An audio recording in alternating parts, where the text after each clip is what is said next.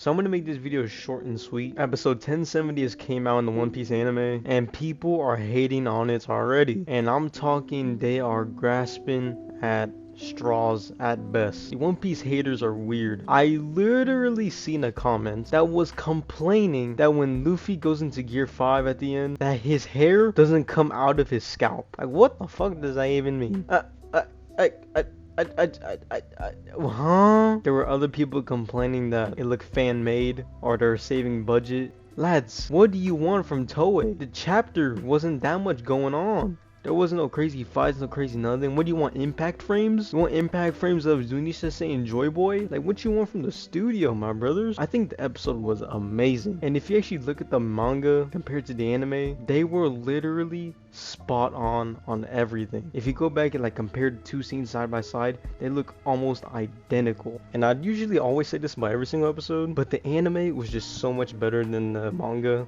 It was drawn better, it looked better, it was just overall more polished. I seen a couple chapters of the manga, and honestly, it looked kind of weird to me. I don't know if that's just me though, but the anime just looks so much better, it's crazy. But then some people be like, oh, where's the speech bubble? Which, I don't care. I honestly couldn't care less about these folks. And then the whole Nami thing too, Nami protecting her Luffy, Nami protecting her man. She wanted her, she wants that monkey D, but that's besides the point anyway. That part in the anime just hits so much harder than the manga, and you cannot tell me otherwise. The voice actor OD, the animation OD. I mean, she's just protecting her man, her future husband. I mean, what can I say? That's probably my favorite part of the episode, actually. That probably was my favorite part of the episode. But I just keep seeing these weird people complaining about literally nothing. Other than that though, the music was literally perfect. Drums of liberation. Although I think that most of the people that say that and they say, oh, Joy Boy has returned, Joy Boy is here, I feel like most people don't even know what that even means. They just say it because it's associated with Gear 5. Honestly, I couldn't care less. But it's just all the weird people, man. And like most of the people on YouTube that are sensible, I've seen like no hate on YouTube. It's mostly the people on TikTok, Twitter,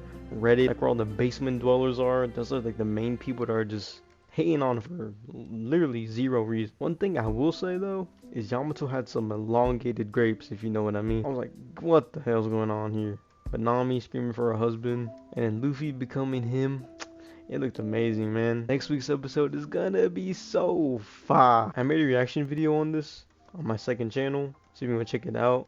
It's called The Masked Is. It's kind of play on words on the Damascus, but the mask is. But I was hyped. I edited it. I think it flows well. But like at the end of that video, some people are comparing Gear 5 with other transformations, especially MUI. That's like one of the most recent ones, and that broke the internet. And I think Gear 5 is I think everybody can agree Gear 5 is a much better transformation. Like in terms of just story, writing, just everything in general. Most people anyway. But it would be delusional to say that Gear 5 could surpass MUI in terms of like hype and numbers, just for the simple fact that MUI wasn't revealed in the anime, the manga, there was no spoilers, it just came out of random, just some random episode in MUI, like, oh, wait, what?